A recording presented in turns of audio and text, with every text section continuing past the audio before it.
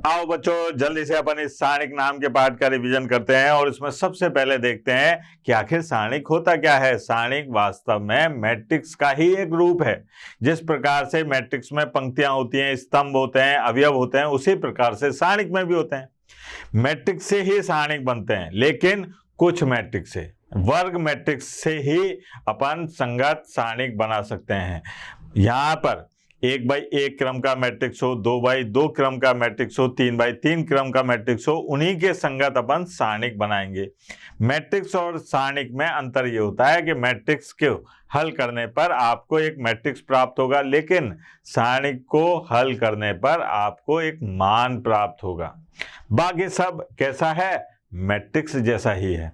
यहां पर केवल अपन जब उनका संकेत यानी कि जब उसको निरूपित करेंगे तो मैट्रिक्स को तो अपन बड़े कोष्टक से बताते थे, लेकिन सारणिक के लिए अपन क्या काम करेंगे? 2 डंडियां सीधी खींचेंगे ऐसे, ये देखो आप, और पढ़ेंगे कैसे कि ये सारणिक ए है। यहाँ मापांक नहीं है, पहली बात इनको मापांक नहीं कहेंगे। ये क्या है? सारणिक ए। लग मापांक जैसा ही रहा है, कोई दिक्कत नहीं है, लेकिन ये क्या है? सारणिक ए। अवयवों के स्थान भी वैसे ही हैं, A11, A12 है ना, A21, बिल्कुल सीधी सीधी सी। बस अपने को ये याद रखना है कि सारणिक और मैट्रिक्स में एक रिश्तेदारी है। रिश्तेदारी इतनी है कि मैट्रिक्स के संगत ही सारणिक बनेंगे। ठीक है बेटा, अब आगे बात करते हैं। अपने को दिखाई देगा सारणिक की कोटि। तो सारणिक की कोटि क्या है साहब? सारणिक की कोटि यह है कि अपने को याद है कि सारणिक मैट्रिक्स के संगत, वर्ग मैट्रिक्स के संगत सारणिक बन रहा है। तो वर्ग मैट्रिक्स का मतलब ये हुआ कि उसमें पंक्तियों की संख्या और स्तंभों की संख्या समान होगी। तो यहाँ पर 1/1 क्रम का जो वर्ग मैट्रिक्स होगा उसके संगत सारणिक होगा एक कोटि का। 2/2 क्रम का जो मैट्रिक्स होगा उसके संगत सारणिक होगा द्वितीय कोटि का। ऐसे 3/3 क्रम का जो मैट्रिक्स होगा उसके संगत सारणिक होगा कितने कोटि का? तृतीय कोटि का। तो यहाँ पर मैट्रिक्स को छोड़कर अपन जब सारणिक पर आते हैं तो यहाँ क्रम ऐसे नहीं बोलेंगे 2/2, 3/3, यहाँ बोलेंगे ये 1 कोटि का सारणिक है, ये 2 कोटि का सारणिक है और ये 3 कोटि का सारणिक है। यहाँ पर पंक्तियों के नाम रखेंगे अपन। इस पंक्ति का नाम है R1, इसका नाम है R2, इसका नाम है R3। ऐसा नहीं होगा कि आप इस R3 को 1 कह दें, इसको 2 कह दें और इसको 3 कह दें, बिल्कुल नहीं, ऐसे ही रखना है अपने को। स्तंभों का नाम ऐसे रखेंगे C1, C2, C3। और कोटि क्या आपने बता ही दिया कि साहब 1 कोटि, 2 कोटि, 3 कोटि। ठीक है, आगे बढ़ते हैं। अब आते हैं कि भिन्न कोटि के सारणिक एवं उनका विस्तार। मतलब अपन जो सारणिक है उनका विस्तार कैसे करेंगे। सबसे पहले आते हैं अपन कि एक कोटि के अवयव के संगत जो सारणिक बनता है उसका विस्तार कैसे करेंगे। तो इसमें तो कोई बड़ी बात है ही नहीं। यहाँ पर अपने पास में मान लीजिए ये एक मैट्रिक्स है, ऐसे करके यहाँ लिखा 2। अब इसके संगत अगर अपन सारणिक लिखेंगे तो ऐसे लिखेंगे, और यहाँ पर ये आ गया सारणिक। अब इसको क्या सरल करेंगे? ये तो सीधा के सीधा ऐसे ही आ जाएगा। याद रहे ये मापांक नहीं है, सारणिक ए है। तो एक कोटि के सारणिक का विस्तार करने में ज्यादा कठिनाई नहीं आती, सीधे से हो जाता है। आगे बढ़ते हैं साहब। अगर मान लीजिए द्वितीय कोटि का सारणिक है, अब द्वितीय कोटि के सारणिक को अपन कैसे विस्तार करके उसका मान निकालेंगे ये देखते हैं। यहां पर क्या है? ये अपने पास में मैट्रिक्स है। क्यों है मैट्रिक्स? क्योंकि यहाँ बड़ा कोष्टक है। इसके संगत सारणिक लिखने के लिए आपको ये जो है ना कोष्टक, इनको क्या है? सीधा कर लेना है, सीधी डंडी के रूप। अब ये बन गया सारणिक। मैट्रिक्स का मान नहीं निकल सकता, सारणिक का मान निकलेगा। यहां सारणिक का मान निकालने के लिए क्या करेंगे? पहले ऊपर से नीचे आएंगे, इसका गुणा करा इससे, ये देखो आप, फिर नीचे से ऊपर जाएंगे। जब नीचे से ऊपर जाते हैं तो पसीना निकलता है, जान निकलती है। तो ऐसी चीजों को क्या बताते हैं? माइनस, ऋणात्मक चिन्ह द्वारा ये गुणा करके लिख दिया। देखो आप, इसका उदाहरण देखते हैं साहब, उदाहरण से ज्यादा अच्छे से समझ में आएगा। यहाँ पर देखिए 2 उदाहरण दे रखे हैं। अब मेरे को इसको द्वितीय कोटि के सारणिक को सरल करना है। मैंने क्या कहा आपसे कि पहले ऊपर से नीचे आएंगे। ये -4 का गुणा करा 2 से, तो ये आया -8। फिर नीचे से ऊपर जाएंगे तो 5 का गुणा करा 3 से, लेकिन बीच में चिन्ह आएगा माइनस, तो यहाँ आ गया 5 3 15। इन दोनों को जोड़ा तो यह आ गया -23। तो इस द्वितीय कोटि के सारणिक का मान क्या आया? -23। ठीक है बेटा, इसको भी देख लेते हैं। यहां पर देखो आप कि यहां पर पहले ऊपर से नीचे आए, साइन थीटा का गुणा करा माइनस साइन थीटा से, तो क्या आएगा बेटा? माइनस साइन थीटा स्क्वायर यानी कि वर्ग। फिर नीचे से ऊपर जाएंगे और बीच में माइनस का चिन्ह लगाएंगे, तो ये आ गया कॉस स्क्वायर थीटा।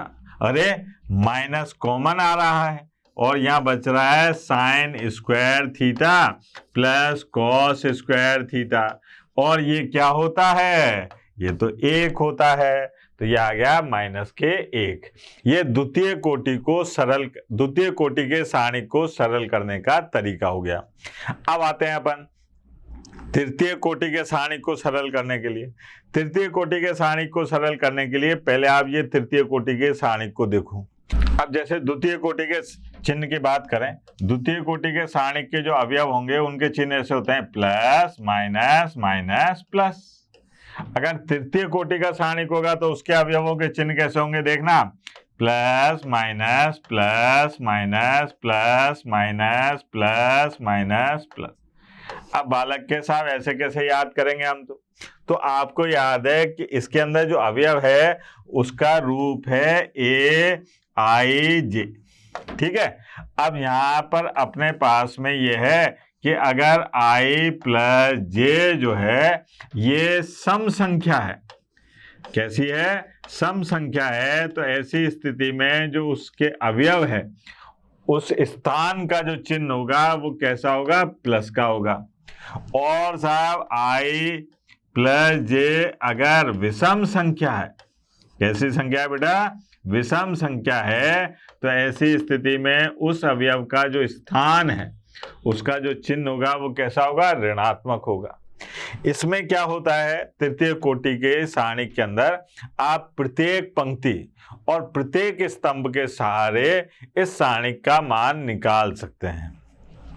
अर्थात ये हुआ कि इसके अंदर 3 पंक्तियां हैं और 3 स्तंभ हैं, तो इस सारणिक का मान आप 6 तरीके से निकाल सकते हैं।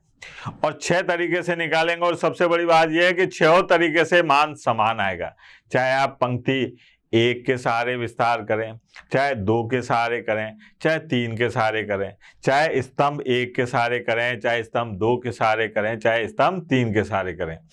आप किसी भी तरीके से इस तृतीय कोटि के सारणी का विस्तार करेंगे तो आपको मान समान प्राप्त होगा।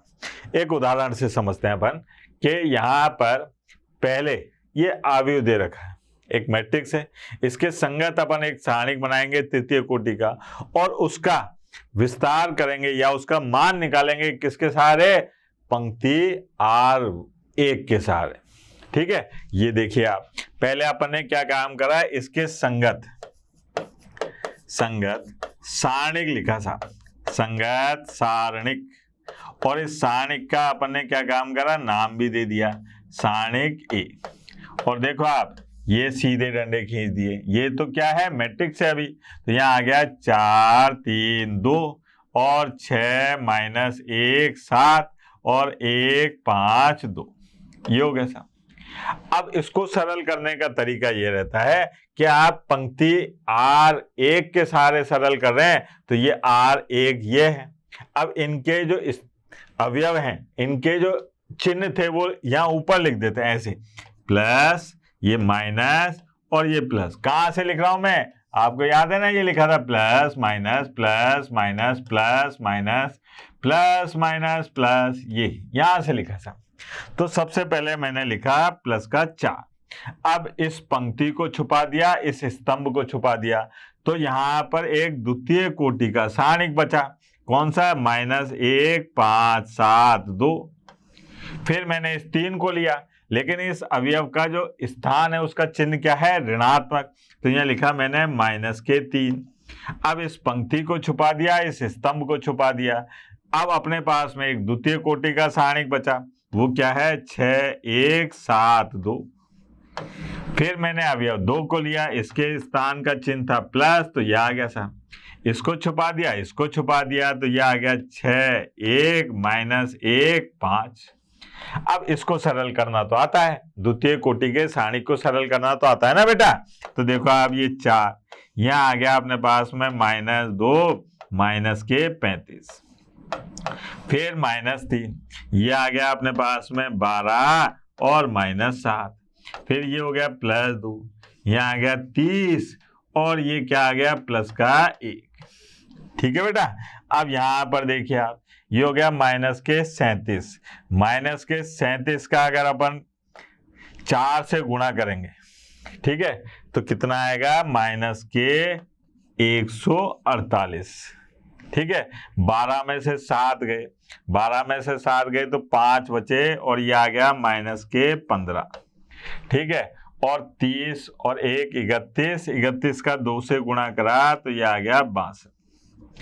ठीक, अब इसको अपने को जोड़ना है, तो यहाँ पर अपने क्या काम करा, इसको जोड़ा, तो यहाँ आ गया अपने पास में 50 और ये आ गया -163। ठीक है, और +62। अब 163 में से 62 गए तो कितने बचे बेटा -101। ये आ गया अपने पास में आंसर। और आगे चलते हैं, अब देखते हैं अपन कि इस मैट्रिक्स का, ठीक है, इस मैट्रिक्स का प्रथम स्तंभ के सहारे अपन किस प्रकार से हल करते हैं। ठीक है, किसके सहारे करना है, पहले अपन ने पंक्ति R1 के सहारे किया था, अब अपन करेंगे स्तंभ C1 के सहारे। तो ये अपने को मैट्रिक्स दे रखा है, अपन क्या काम करते हैं, सबसे पहले इसके संगत सारणिक लिखते हैं साहब, संगत सारणिक। अब उसका नाम भी रख देते हैं, संगत सारणिक का नाम क्या आ जाएगा बेटा, सारणिक ए। और यहाँ पर देखो आप 3 और -4 5, 1 1 -2 और 2 3 1।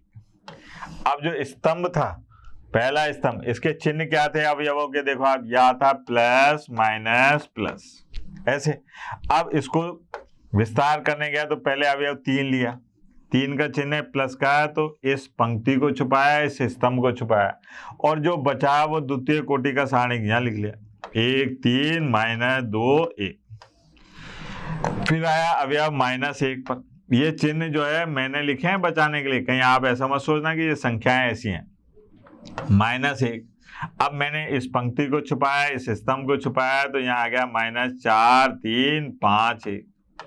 फिर आ गया प्लस के 5, अब मैंने प्लस के 5 नहीं भैया, प्लस के 2 है ना, क्योंकि अपन इस स्तंभ के सहारे सरल करें, तो इसको छुपा दिया, इसको छुपा दिया, तो ये आ गया -4 1 और 5 -2। ये हो गया साहब। ठीक है, 3 को छुपाया तो यहाँ देखो आप 1 -2 3 1, -1 को छुपाया तो इसको छुपा दिया, तो -4 3 5 1, बिल्कुल सही है। फिर 2 को छुपाया तो -4 1 5 -2। अब देखो आप, यहाँ पर आ गया 3 1 + 6, फिर -1 -4 -15, फिर प्लस के 2, ये आ गया 8 -5।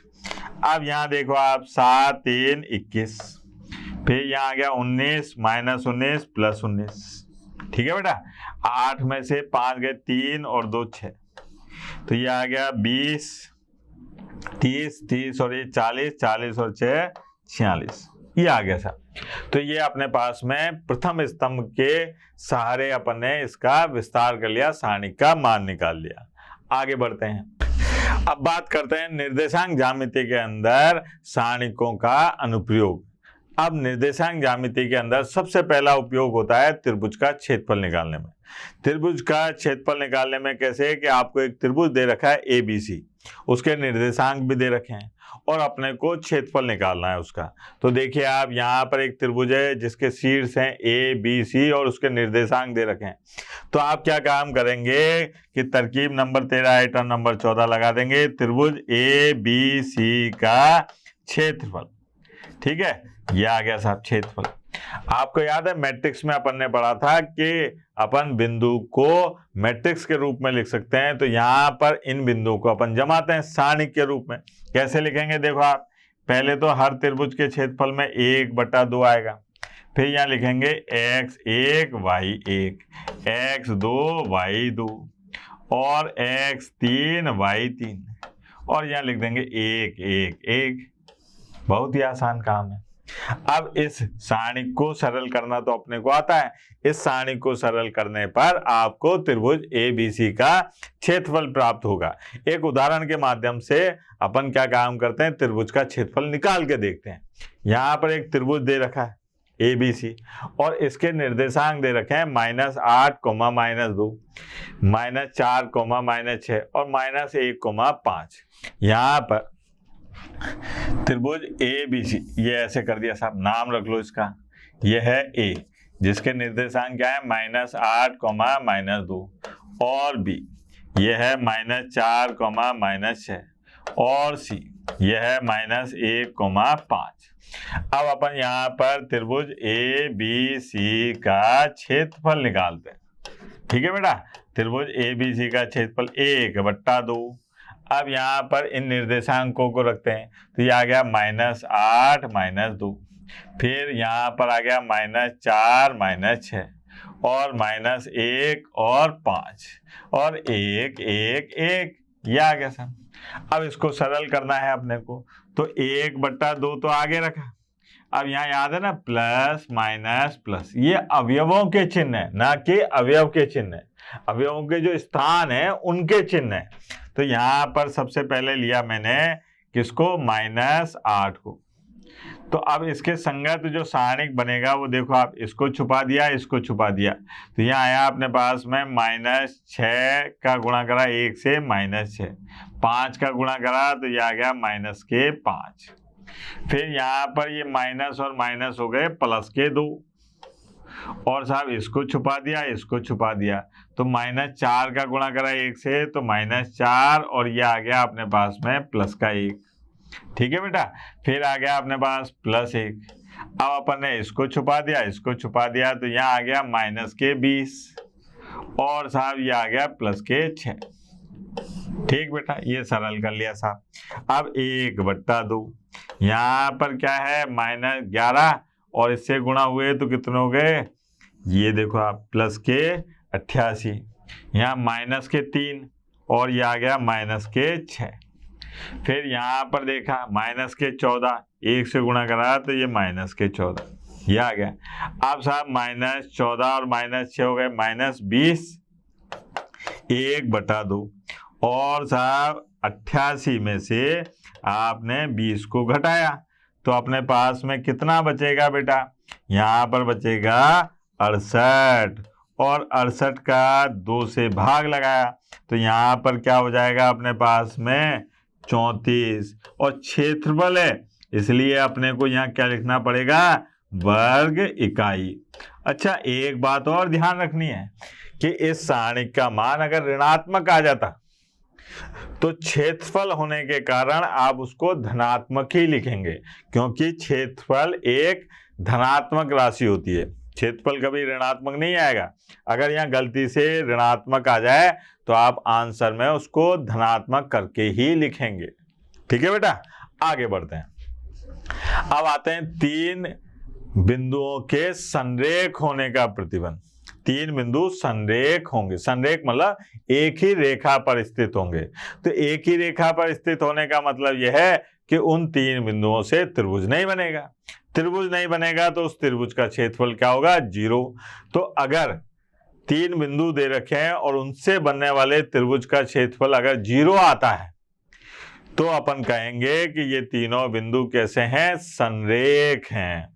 मतलब ये हुआ कि त्रिभुज ABC का क्षेत्रफल बराबर अगर 0 के होता है तो जो बिंदु है त्रिभुज ABC के शीर्ष ABC, ये तीनों बिंदु एक ही रेखा पर स्थित होंगे।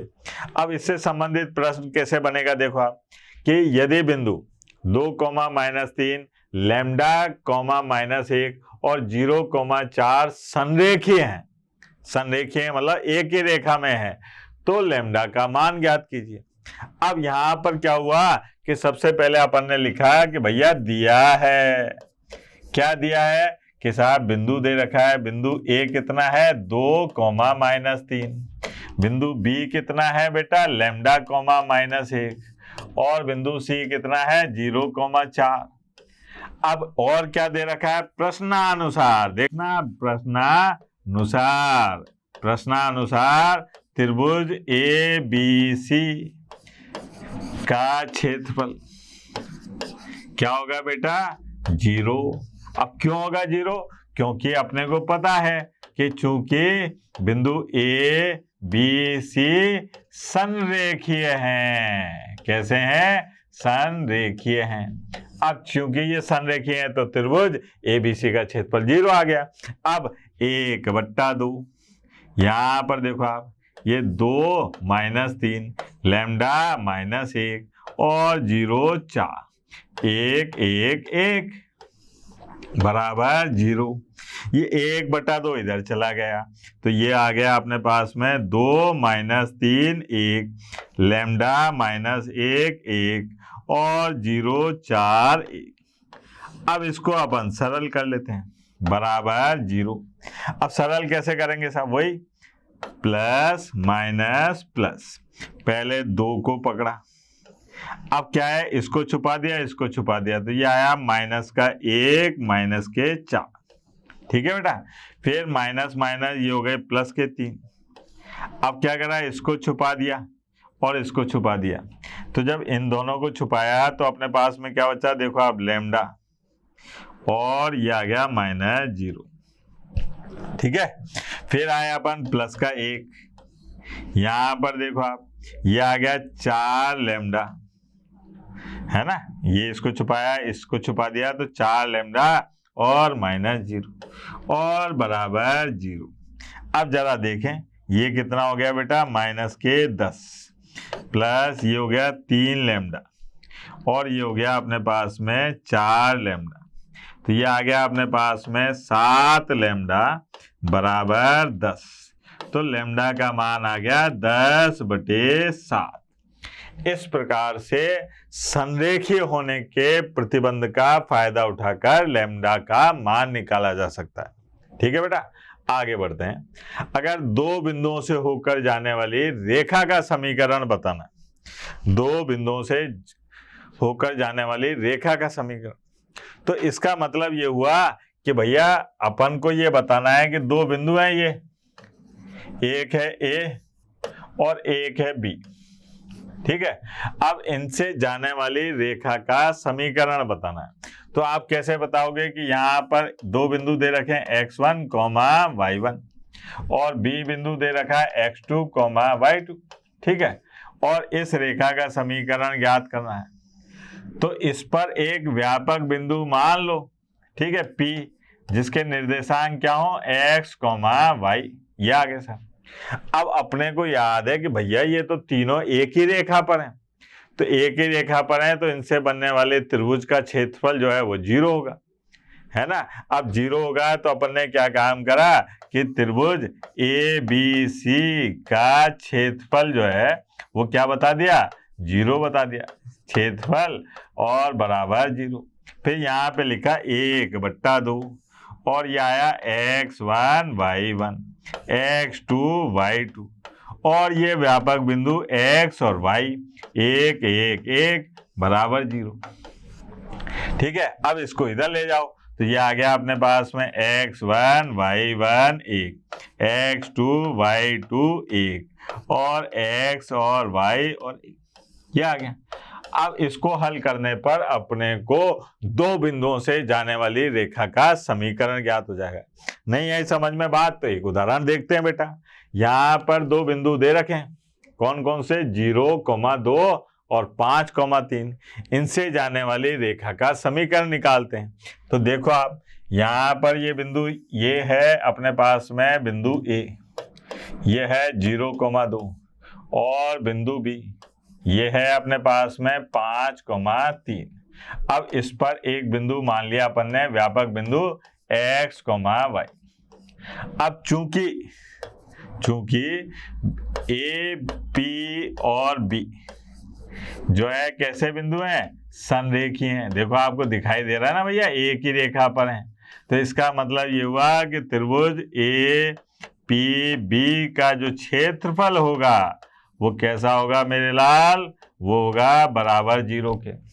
अब बराबर 0 के तो यहाँ पर 1/2 और ये आ गया अपने पास में 0 2 5 3 और x y और यहाँ पर 1 1 1 बराबर 0। 1/2 को इधर भेज दिया तो अपने पास में क्या आ गया, अपने पास आ गया 0 2 1 और 5 3 1 और x y 1 बराबर 0। अब इसको सरल कर लेते हैं बेटा। तो यहाँ पर प्लस माइनस प्लस ये ले लिया 0। अब यहाँ पर इसको छुपाया तो 3 और माइनस y, ठीक है। फिर आए अपन -2, यहाँ पर इसको छुपाया तो यह 5 और माइनस के x, फिर प्लस का 1, इसको छुपाया तो यह आ गया 5y माइनस 3x और बराबर 0। अब ये तो 0 हो गया, माइनस के 10 प्लस के 2x प्लस के 5y और माइनस 3x बराबर 0। अब देखो आप, ये है अपने पास में माइनस के x प्लस 5y और माइनस 10 बराबर 0। अगर लक्षण से लिखें अपन तो यहाँ पर आ जाएगा x माइनस 5y प्लस 10 बराबर 0। ये आ गई अपने पास में दोनों बिंदु A और B से जाने वाली रेखा की समीकरण। ठीक है बेटा, आगे बढ़ते हैं। अब बात करते हैं अपन किसकी, उपसारणिक की, सहखंड की तथा व्युत्क्रम मैट्रिक्स की। अब उपसारणिक क्या है साहब, उपसारणिक हर अवयव का एक उपसारणिक होता है। जिस अवयव का आपको उपसारणिक निकालना है उस पंक्ति को छुपा लो और उस स्तंभ को छुपा लो जिसमें वो अवयव विद्यमान है। उसके बाद में जो अपने पास में सारणिक बचता है, चाहे वो 1 कोटि का हो चाहे 2 कोटि का हो, उसको अपन क्या कहते हैं, उस अवयव का उपसारणिक कहते हैं। उस अवयव का क्या कहेंगे बेटा, उपसारणिक कहेंगे। जैसे अगर मान लीजिए आपके पास में कोई सारणिक है, इसके अवयव है A B C और साहब D E F G H और ये I। अब मेरे को क्या काम करना है, मैं एक पंक्ति का निकाल के बताता हूं। यहाँ पर अवयव A का उपसारणिक की बात करता हूं, का उपसारणिक ये क्या होगा साहब, अवयव A का जो उपसारणिक होगा वो देखो आप, इस अवयव A को के जिस पंक्ति में ये अवयव A हो उसको छुपा लो और उस स्तंभ को छुपा लो, तो जो बचा क्या बचा बेटा, E F और H I, ये अवयव A का उपसारणिक है। ऐसे ही अगर मैं अवयव B का उपसारणिक की बात करूं तो अवयव B जिस पंक्ति में उसको छुपा लो, जिस स्तंभ में उसको छुपा लो, तो यहाँ पर क्या बचेगा अपने पास में D F और G I, ये आ गया। अगर मान लीजिए अवयव C का उपसारणिक निकालना है तो अवयव C का उपसारणिक निकालना है तो अवयव C जिस पंक्ति में उसको छुपा लो और जिस स्तंभ में उसको छुपा लो, तो यहाँ पर बचेगा अपने पास में DG और साहब EH। अब बालक ने कहा कि साहब एक ही पंक्ति का निकालेंगे क्या, तो आप किसी का भी निकालो, अवयव E का निकाल लो। चलो अवयव E का उपसारणिक निकालना है तो आप क्या काम करेंगे, जिस पंक्ति में अवयव E है उसको छुपा लो, जिस स्तंभ में उसको छुपा लो, तो यहाँ पर बचेगा अपने पास में AG और साहब CI, ये आ गया। ये हुआ अपने पास में उपसारणिक निकालने का तरीका। इसी प्रकार से सह गुणनखंड या सहखंड, इसकी बात करें, इसमें भी यही है, होता वो उपसारणिक ही है लेकिन उसके साथ में अवयव का चिन्ह भी आ जाता है। जैसे अभी अपन ने लिया कि साहब अपने पास में एक सारणिक है जिसके अंदर अवयव है A B C और यहाँ पर डी, ई, एफ, जी, एच और आई, ये है। अब आपको याद है कि ये तृतीय कोटि का सारणिक है, तो इसके जो संगत अवयव होंगे उनके चिन्ह क्या होंगे? Plus minus plus minus plus minus plus minus plus, ये होंगे साहब। अब प्रत्येक अवयव का सहखंड भी निकाला जा सकता है, तो अपन क्या काम करते हैं? अवयव ए का सहखंड निकालते हैं। अवयव ए का सहखंड। अब अवयव ए का सहखंड क्या होगा साहब? पहले तो आप अवयव ए का चिन्ह देखो। अवयव ए का चिन्ह है प्लस, ठीक है, लगाते नहीं है, आपको समझाने के लिए लगा दिया। फिर जिस पंक्ति में अवयव ए है उस पंक्ति को छुपा लो, और जिस स्तंभ में उसको छुपा लो। तो यहां पर आ गया ई, एच और एफ, आई। ये क्या हो गया? ये अवयव ए का सहखंड हो गया। फिर अपन ने बात करी साहब अवयव बी के सहखंड की। बी का सहखंड, इसकी बात करते हैं। तो भैया अवयव बी का चिन्ह बताओ पहले। तो चिन्ह क्या है? ऋणात्मक। अब इसको छुपा दिया, इसको छुपा दिया, मतलब जिसमें अवयव बी है उसको छुपा दो, इसको छुपा दो। तो यहाँ आ गया अपने पास में डी, जी और एफ, आई। अब बालक कहे सर ये बिल्कुल उपसारणिक जैसा लग रहा है, लेकिन आप याद करें उपसारणिक में अवयव के जो स्थान के चिन्ह होते हैं उनको नहीं लेते, और इसमें स्थान के चिन्ह भी आएंगे, बस इतना से ही अंतर रहता है। ठीक है, कोई सा भी ले लो आप। जैसे अपन ने लिया साहब अवयव डी लिया साहब, अवयव डी का सहखंड। अब अवयव डी का पहले चिन्ह देखो, इसके स्थान का कैसा है? ऋणात्मक, तो वो लगाओ। फिर जिसमें ये अवयव डी है उसको पंक्ति को छुपा लो, उस स्तंभ को छुपा लो। तो यहाँ पर आ जाएगा बी, सी और एच, आई। ये हो गया, सीधी सी बात है। तो ये हुए अपने पास में सहखंड और उपसारणिक। आगे बढ़ते हैं। अब आते हैं व्युत्क्रमणीय तथा अव्युत्क्रमणीय। व्युत्क्रमणीय और अव्युत्क्रमणीय का मतलब यह है कि क्या सारणिक जो मैट्रिक्स दे रखा है, सारणिक का व्युत्क्रमण नहीं निकलता है, व्युत्क्रम किसका निकलेगा? मैट्रिक्स का। ठीक है, तो मैट्रिक्स जो है व्युत्क्रमणीय है कि अव्युत्क्रमणीय है, ये कैसे पता चलेगा? तो इसके लिए क्या है कि अपने को ये याद रखना है कि अगर कोई मैट्रिक्स दे रखा है, दिया है मैट्रिक्स ए, मान लीजिए दिया है अपने पास में कि साहब ये एक मैट्रिक्स ए है और इसके अंदर जो अवयव हैं वो हैं ए, आई, जे। ठीक है, एक मैट्रिक्स दे रखा है। अब अपने को ये पता लगाना है कि साहब ये व्युत्क्रमणीय है कि अव्युत्क्रमणीय है। तो सबसे पहले क्या काम करेंगे? उस मैट्रिक्स के संगत सारणिक का मान निकालेंगे, और अगर सारणिक का मान 0 नहीं आता है, अगर सारणिक का मान 0 नहीं आता है, मैट्रिक्स के संगत सारणिक का मान 0 नहीं आता है, तब अपन कहेंगे कि साहब ए एक व्युत्क्रमणीय मैट्रिक्स है। कैसा मैट्रिक्स है बेटा? व्युत्क्रमणीय, व्युत्क्रमणीय मैट्रिक्स है। अब यहां पर भैया बात समझ में नहीं आई। व्युत्क्रमणीय मैट्रिक्स का क्या मतलब हुआ? इसका मतलब ये हुआ कि इस मैट्रिक्स ए का व्युत्क्रम निकाला जा सकता है। और अगर यदि ऐसा हो जाए कि साहब सारणिक ए का मान 0 आ जाए, तो इसका मतलब ये हुआ कि ए एक अव्युत्क्रमणीय मैट्रिक्स है।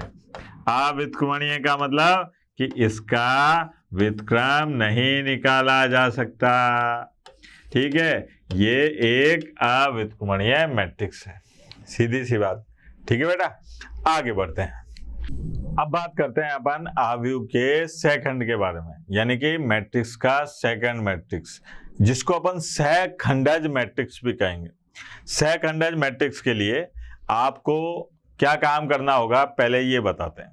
सहखंडज मैट्रिक्स निकालने के लिए पहले मैट्रिक्स के प्रत्येक अवयव का सहखंड निकालना पड़ता है, फिर उस सहखंडों से एक मैट्रिक्स बनाना पड़ता है, फिर सहखंडों के मैट्रिक्स का ट्रांसपोज करना पड़ता है, यानी कि परिवर्त मैट्रिक्स निकालना पड़ता है। तो उसको कहते हैं सहखंडज मैट्रिक्स। क्या समझे आप कि सहखंडों से बने मैट्रिक्स का परिवर्त मैट्रिक्स क्या कहलाता है? सहखंडज मैट्रिक्स कहलाता है। जैसे अगर अपने पास में कोई मैट्रिक्स है ए जिसके अंदर अवयव हैं ए बी सी डी, अब आपको याद है कि इन अवयवों के संगत जो सारणिक होगा उसके चिन्ह होंगे प्लस माइनस माइनस प्लस। ये आ गया सब। तो अपन क्या काम करेंगे, पहले इन अवयवों के सहखंड निकालेंगे। तो यहाँ पर अवयव ए का सहखंड, अवयव ए का सहखंड क्या होगा बेटा, अवयव ए का सहखंड ये होगा अपने पास में, इसको छुपा दिया, इसको छुपा दिया, चिन्ह ले लिया, ये आ गया प्लस का डी। ऐसे ही अवयव बी का सहखंड निकाला तो वो आएगा अपने पास में, चिन्ह है माइनस का और ये आ गया सी। फिर अवयव सी का सहखंड निकाला तो ये आ गया माइनस के बी। फिर अवयव डी का सहखंड निकाला तो ये आ गया अपने पास में ए।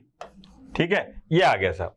पहले प्रत्येक अवयव का सहखंड निकालते हैं, फिर सहखंडों से एक मैट्रिक्स बनाते हैं। सहखंडों से बना मैट्रिक्स वो क्या है साहब, वो देखो आप यहाँ पर अवयव ए की जगह लिखा उसका सहखंड, अवयव बी की जगह लिखा उसका सहखंड, और अवयव सी की जगह लिखा अपन ने उसका सहखंड, और अवयव डी की जगह उसका सहखंड, ये लिख लिया। सहखंडों से मैट्रिक्स बना दिया। अब आते हैं अपन सहखंडज मैट्रिक्स।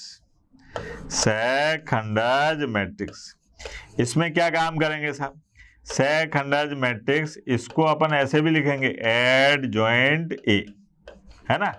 ये क्या होगा साहब, इसका परिवर्त निकाल लेंगे, माइनस सी माइनस बी ए, और ये आ गया टी। ये आ जाएगा अपने पास में डी और साहब माइनस सी माइनस बी और ए। ये जो अपने को प्राप्त हुआ ये हुआ सहखंडज मैट्रिक्स। अब द्वितीय क्रम का सहखंडज मैट्रिक्स निकालना बहुत आसान है। कैसे, क्योंकि आप यहाँ देखो, आप कभी इसको देखो, कभी इसको देखो, कभी इसको देखो, कभी इसको देखो, तो पता चलेगा कि द्वितीय क्रम का सहखंडज मैट्रिक्स निकालने के लिए मुख्य विकर्ण के अवयव बदल दो और शेष अवयवों के चिन्ह बदल दो। मुख्य विकर्ण के अवयव बदल दो और शेष अवयवों के चिन्ह बदल दो तो द्वितीय क्रम का सहखंडज मैट्रिक्स आ जाता है। ठीक है बेटा, आगे बढ़ते हैं। अब कुछ महत्वपूर्ण प्रमेय है सहखंडज मैट्रिक्स के बारे में।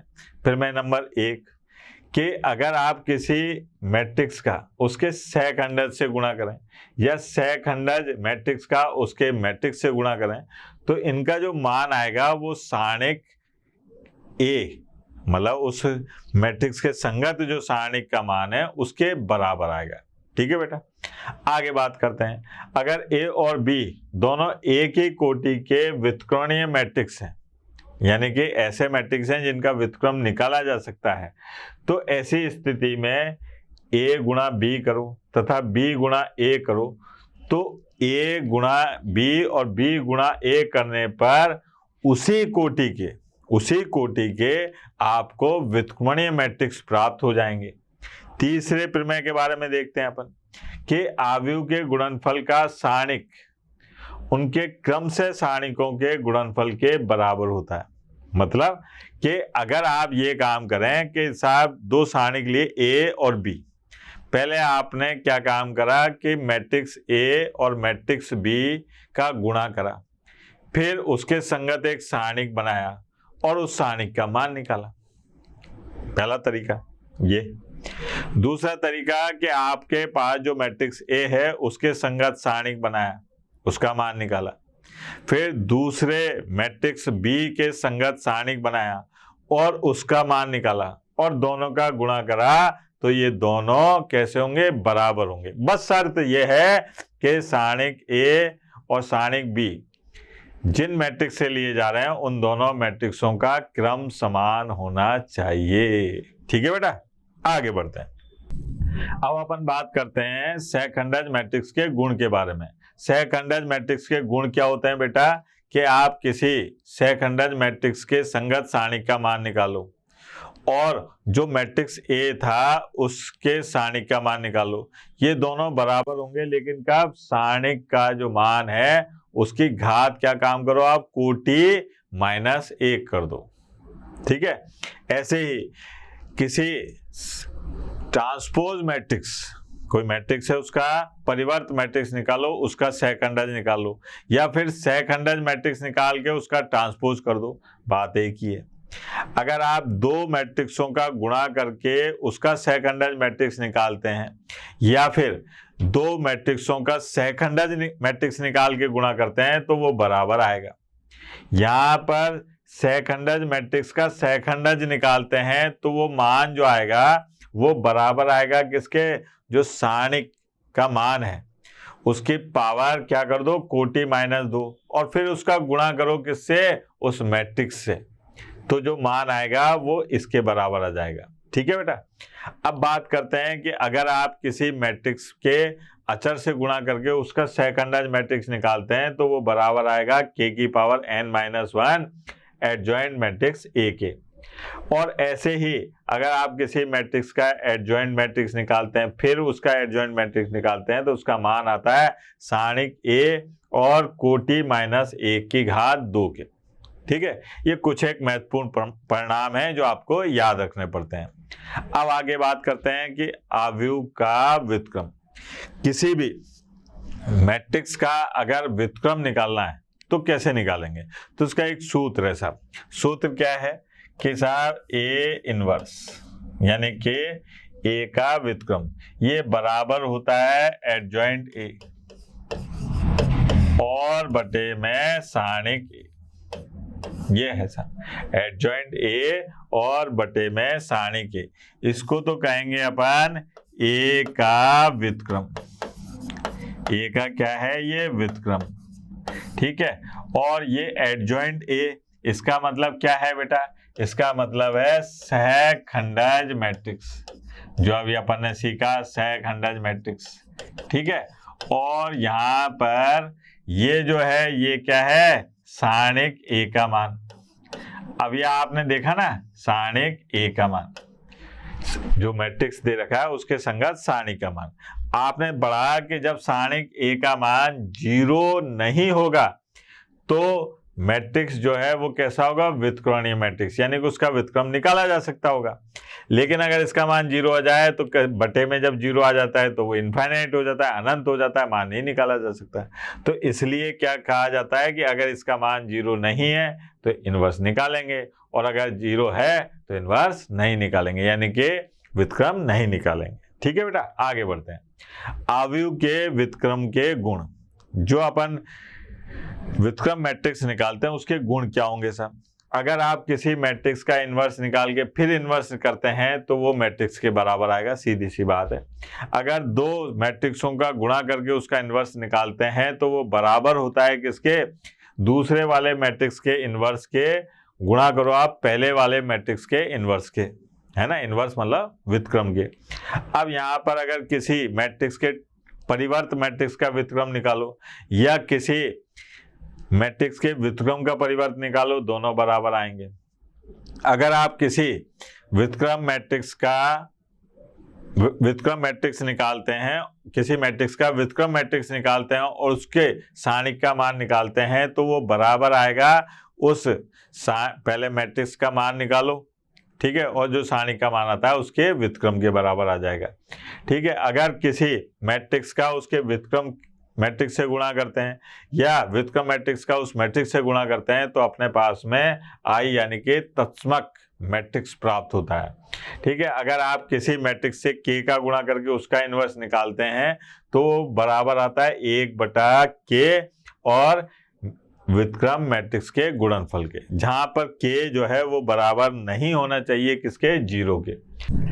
अब बात करते हैं अपन किसी मैट्रिक्स के व्युत्क्रम मैट्रिक्स को निकालने के लिए, है ना, किसी मैट्रिक्स का व्युत्क्रम मैट्रिक्स निकालने की जो विधि होगी, तो पहली विधि तो क्या है, सूत्र में मान रख दो आप, ये वाला, है ना, व्युत्क्रम मैट्रिक्स बराबर होगा किसके, एडजॉइंट मैट्रिक्स। एडजॉइंट मतलब सहखंडज मैट्रिक्स और बटे में मैट्रिक्स के संगत सारणिक का मान।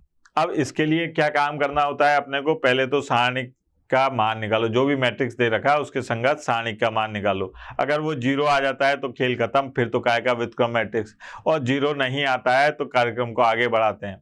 जो मैट्रिक्स दे रखा है उसके सहखंडज मैट्रिक्स निकालते हैं, उस सहखंडज मैट्रिक्स का मान यहाँ रख दो, सारणिक का मान यहाँ रख दो, आ गया अपने पास में व्युत्क्रम मैट्रिक्स। अब ऐसे कैसे साहब? तो पहले अपन एक सूत्र के माध्यम से एक व्युत्क्रम मैट्रिक्स निकाल के देखते हैं, एक उदाहरण देखते हैं साहब। ये मैट्रिक्स ए दे रखा है और अपने को सूत्र के माध्यम से इसका व्युत्क्रम मैट्रिक्स निकालना है। देखो आप, मैंने क्या कहा कि साहब सूत्र जो है वो है अपने पास में ए इनवर्स, ये बराबर होगा किसके? एडजॉइंट ए और बटे में सारणिक ए के। ये अब इसके लिए अपने को पहले सारणिक ए का मान निकालना है, तो यहाँ पर इसके संगत सारणिक का मान निकाला साहब, यह आ गया 0 1 2 1 2 3 और 3 1 1। ये यहाँ पर देखा आपने 0 को छुपाया, ये 0, तो यहाँ आ गया 2 -3, फिर -1, इसको करा तो 1 -9, फिर 2 प्लस के, यह आया अपने पास में 1 -6, ये हो गया। यहाँ पर देखो आप 0, यह आ गया -8 + 8, यहाँ पर आ गया -5 और यह आ गया -10, तो ये मान आया अपने पास में -2। ये अपने पास में इस सारणिक का मान आया जो बराबर नहीं है 0 के। इसका मतलब ये हुआ कि इसका इनवर्स निकाला जा सकता है। अब बात करते हैं अपन इसके सहखंडज मैट्रिक्स की। अब सहखंडज मैट्रिक्स निकालने के लिए ये देखो आप, एडजॉइंट ए ऐसे लिखा था और एक बड़ा सा मैट्रिक्स बनाया और प्रत्येक अवयव का सहखंड लिख लिया यहाँ पर। तो देखो आप कैसे लिखूंगा, देखना यहाँ पर, यह आ गया 2 1 3 1, फिर यहाँ पर चिन्ह माइनस है ना, फिर 1 3 और 3 1, फिर आ गया अपने पास में 1 3 और 2 1, ये हो गया। यहाँ पर माइनस का चिन्ह, इसको छुपाया इसको छुपाया, तो क्या आ गया अपने पास में 1 1 और 2 1, फिर यहाँ प्लस का चिन्ह, ये हो गया।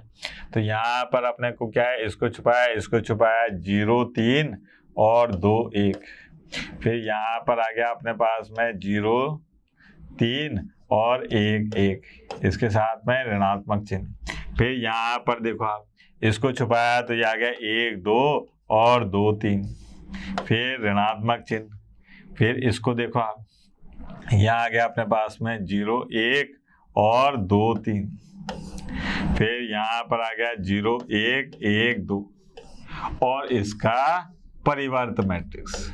ठीक है, तो यहाँ पर देखिए सहखंडज मैट्रिक्स ये बराबर आएगा किसके, ये देखो आप 2 -3 -1 1 -9, ठीक है, तो कितना हो गया अपने पास में -8 + के 8, फिर आ गया 1 -6 -5, फिर 1 -2 -1 + 1, फिर 0 और -6, तो ये आ गया -6, फिर 0 और -3 और +3, फिर यहाँ पर आ गया अपने पास 3 -4 -1, 0 -2 और ये +2, फिर 0 और माइनस का 1,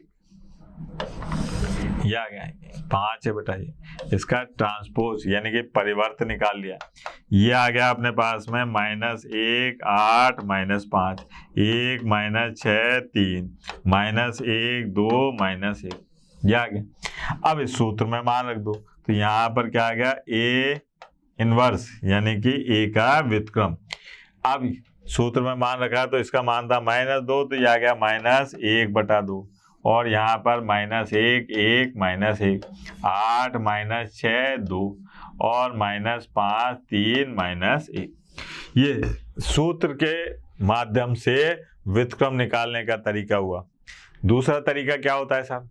दूसरा तरीका है कि बीजीय समीकरण का प्रयोग करें और इस समीकरण के माध्यम से आप क्या काम करें, इनवर्स निकालें। तो यहाँ पर देखिए आप, ये समीकरण दे रखी है और ये मैट्रिक्स दे रखा है। तो यहाँ पर दिया है, क्या दिया है बेटा, ये दिया है कि a⁻2 बराबर है 4a - 3i।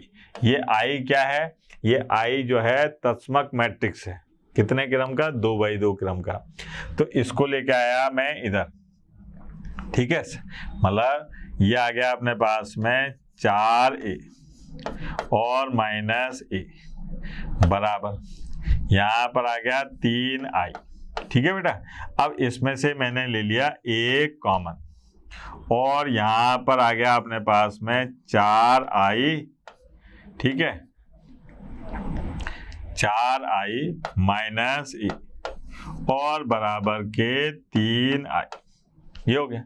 अब यहाँ पर मान रख दिया साहब, तो a को इधर ले गया तो ये आ गया 4i की जगह पर आ गया 1 0 0 1, फिर -a की जगह पर क्या है साहब, 2 -1 -1 और 2, ठीक है, और ये 3 तो 3 है, i और बटा a, ये हो गया। अब इसको सरल करा अपन ने, तो यहाँ पर क्या आ गया अपने पास में, ये हो गया भैया 4 और -2, फिर 0 और प्लस का 1 और यहाँ पर 0 और प्लस का 1 और 4 और -2, ठीक है बेटा, और यहाँ पर है अपने पास में 3 और a की घात -1 यानी कि a का व्युत्क्रम।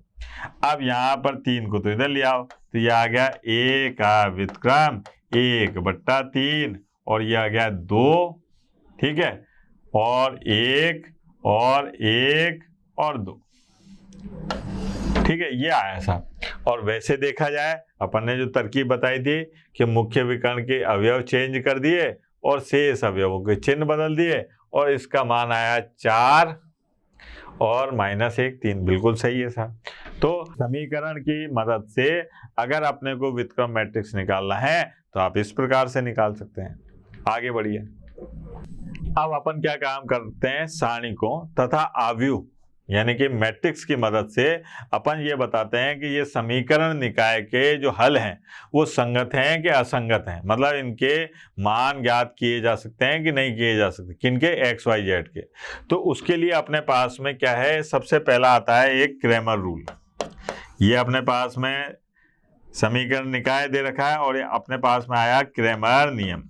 क्रैमर नियम क्या कहता है कि साहब x बटा डेल्टा x, ठीक है, y बटे डेल्टा y और z बटे डेल्टा z, ये आ गया, और बराबर 1 बटे डेल्टा, ये है। यहाँ पर डेल्टा का जो मान है, डेल्टा का जो मान है वो है a1 b1 c1 a2 b2 c2 a3 b3 c3, ये आ गया। अगर डेल्टा x की बात करें तो ये है अपने पास में, यहाँ पर आ जाएगा d1 d2 d3 और ये आ गया b1 b2 b3 और c1 c2 c3। और अगर डेल्टा y की बात करें तो ये आ जाएगा अपने पास में a1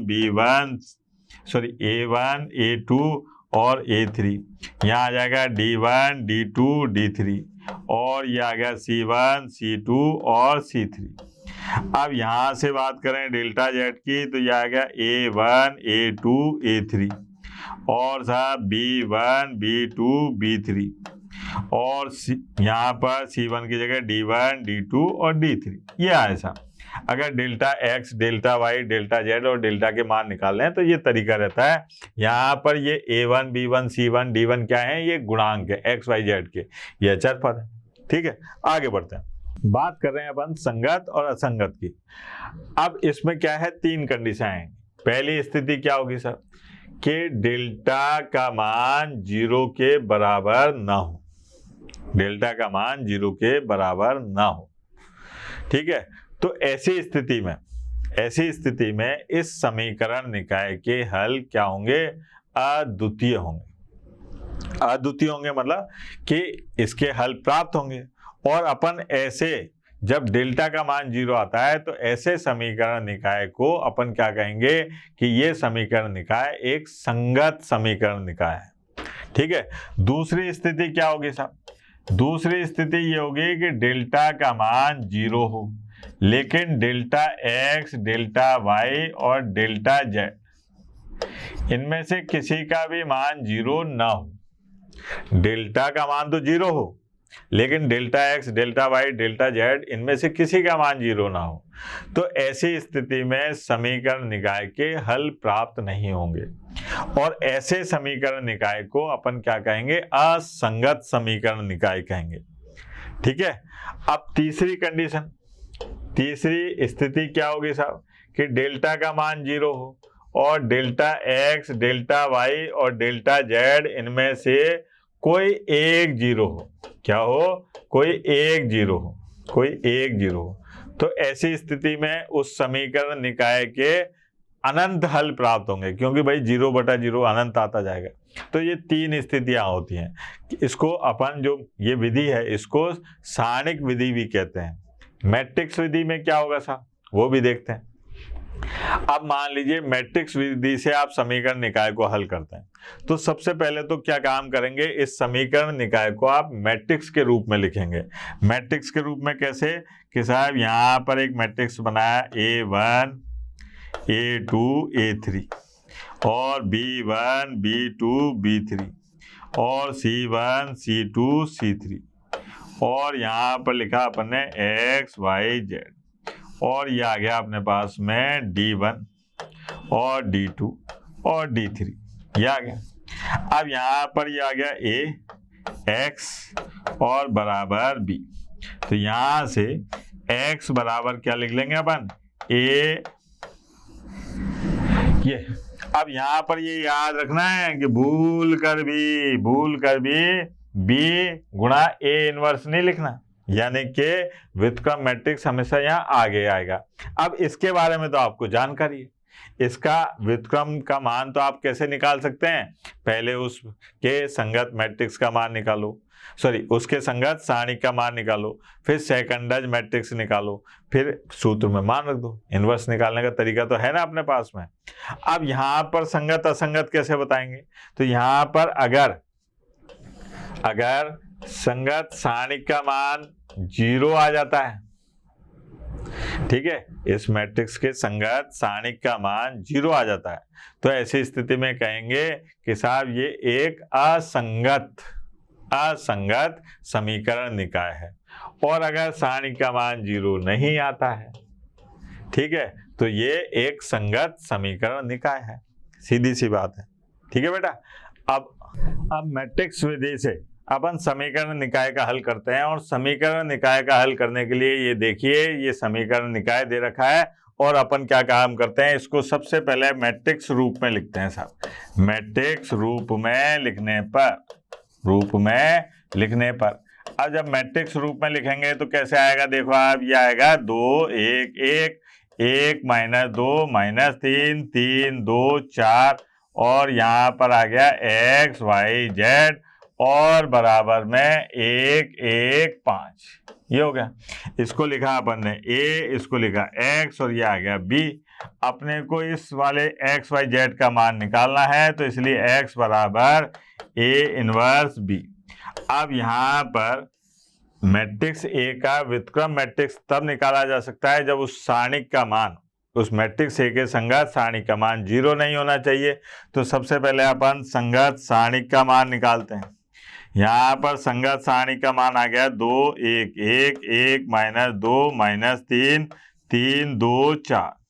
अब इसको सरल करने गए तो यहाँ देखो 2 1 3 1 -2 और 4। अब मैं इसको यहाँ से सरल करता हूँ ऐसे करके, ठीक है। तो ये आया अपने पास में -16, फिर आया -9 और +4, फिर माइनस, अब ऐसे आया, ठीक है। तो यहाँ पर आ गया अपने पास में -6 और -12 और +4। इसको सरल करने पर मुझे प्राप्त हुआ -9, जो बराबर नहीं है किसके? 0 के। इसका मतलब ये हुआ कि मैट्रिक्स A का व्युत्क्रम मैट्रिक्स निकाला जा सकता है। व्युत्क्रम मैट्रिक्स निकालने के लिए क्या काम करना पड़ता है कि A इनवर्स बराबर होता है सेकंडज मैट्रिक्स और बटे में संगत सारणी का मान, ये आ गया। अब पहले अपने को सहखंडज मैट्रिक्स निकालना है। सहखंडज मैट्रिक्स निकालना अपन ने पहले सीखा है। पहले प्रत्येक अवयव का सहखंड निकालो, उस सहखंडों से मैट्रिक्स बनाओ और उसका परिवर्त निकालो। तो मैंने क्या काम करा कि पहले प्रत्येक अवयव का सहखंड निकाला, उससे मैंने ये मैट्रिक्स बना लिया। फिर उसका परिवर्त निकालूंगा। परिवर्त निकालने के लिए पंक्तियों को स्तंभों में और स्तंभों को पंक्तियों में बदल दिया। तो ये आ गया -2 -13 8 और -2 5 और -1 -1 7 और -5। ये हो गया सा। ये अपने पास में सहखंडज मैट्रिक्स हो गया।